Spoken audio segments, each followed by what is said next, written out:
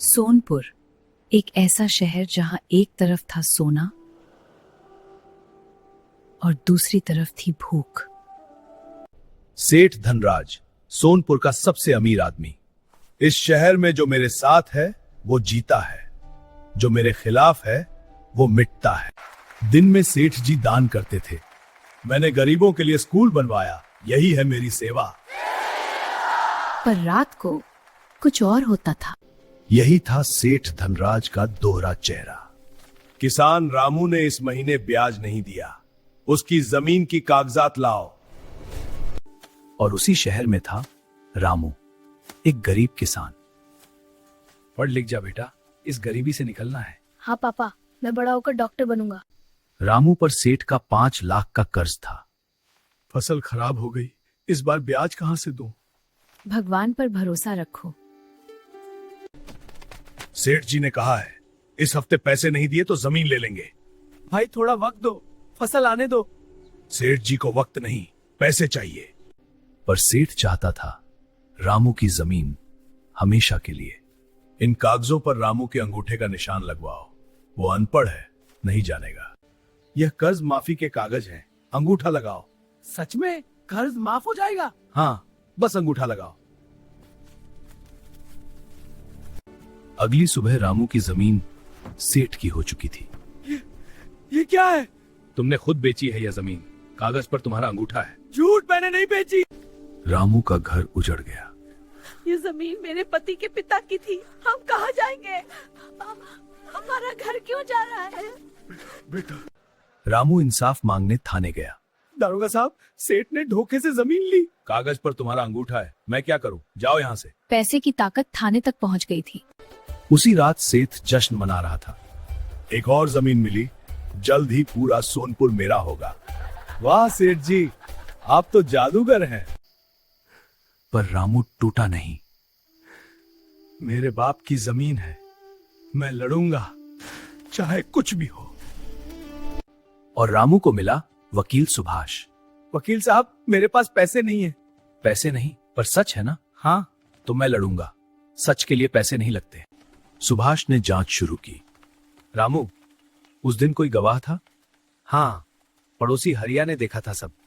उसे ढूंढो। मैं गवाही नहीं दूंगा, सेठ मुझे बर्बाद कर देगा। हरिया, अगर तुम नहीं बोले रामू का परिवार सड़क पर होगा। पर मेरा परिवार। वकील साहब, ये 50 लाख है, केस छोड़ दो।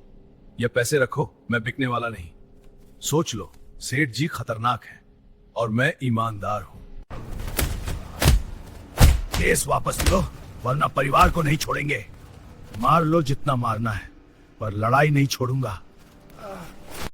तभी एक पत्रकार की नजर पड़ी। ये क्या हुआ आपको? सेठ के गुंडों ने मारा। यह खबर छापनी होगी।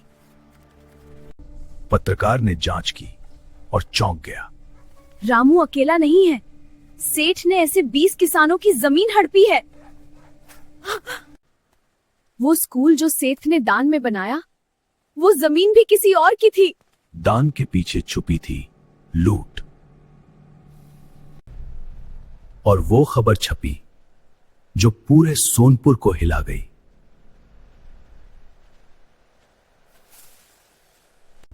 पूरे सोनपुर में आग लग गई।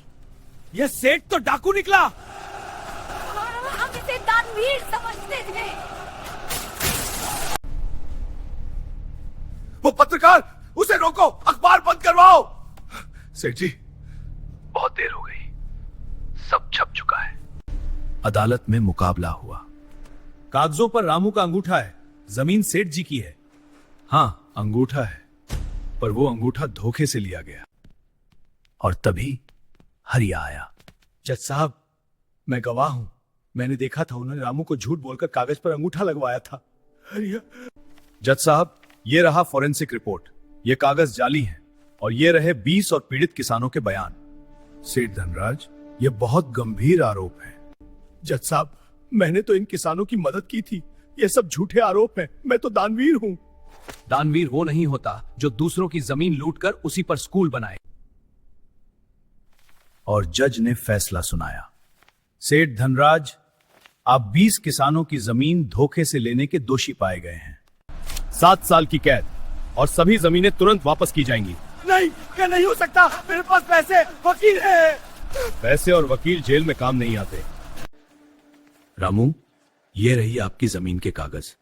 ये मेरे बाप की जमीन है।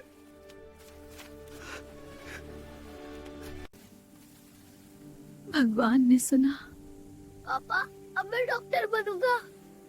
हाँ बेटा, जरूर बनेगा। रामू अकेला नहीं था, 20 किसानों को न्याय मिला।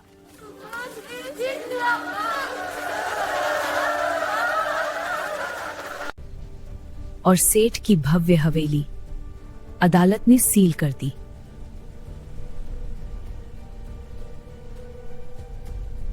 सोने के कपड़े पहनने वाला सेठ अब जेल की वर्दी में था। मेरे पैसे, मेरी हवेली, सब गया। जो नेता सेठ के साथ पार्टी में थे, वो अब उसे जानते तक नहीं थे।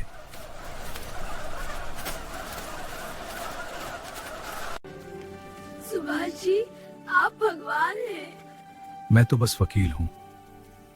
भगवान ने इन किसानों को सच दिया। पत्रकार को राष्ट्रीय पत्रकारिता पुरस्कार मिला। ये पुरस्कार उन किसानों का है जिन्होंने हिम्मत नहीं हारी। रामू के खेत में फिर से फसल लहराई। यह मिट्टी मेरी माँ है, इसे कोई नहीं छीन सकता। और छोटू अच्छे स्कूल में पढ़ने लगा। पापा, एक दिन मैं आपका नाम रोशन करूंगा। तू पहले से रोशन है बेटा। अदालत ने सेठ की संपत्ति का कुछ हिस्सा पीड़ित किसानों में बांटने का आदेश दिया। जो दान सेठ ने कभी नहीं किया, वो अदालत ने करवाया। अदालत ने सेठ की संपत्ति का कुछ हिस्सा पीड़ित किसानों में बांटने का आदेश दिया। जो दान सेठ ने कभी नहीं किया, वो अदालत ने करवाया। सोनपुर बदल रहा था। अब हम मिलकर काम करेंगे, कोई अकेला नहीं लड़ेगा। सोनपुर बदल रहा था।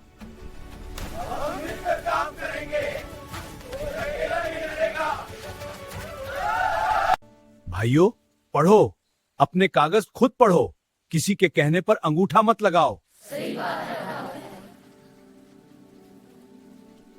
रामू के पास अब भी कम था, पर जो था वो असली था। यही है असली दौलत, या जमीन, या परिवार। हाँ, पैसा ताकत देता है, पर सच से बड़ी कोई ताकत नहीं।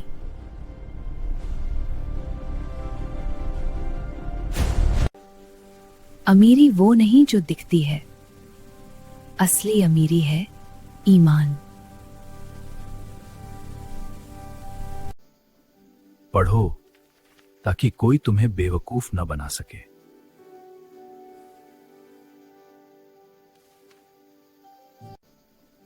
पढ़ो ताकि कोई तुम्हें बेवकूफ न बना सके।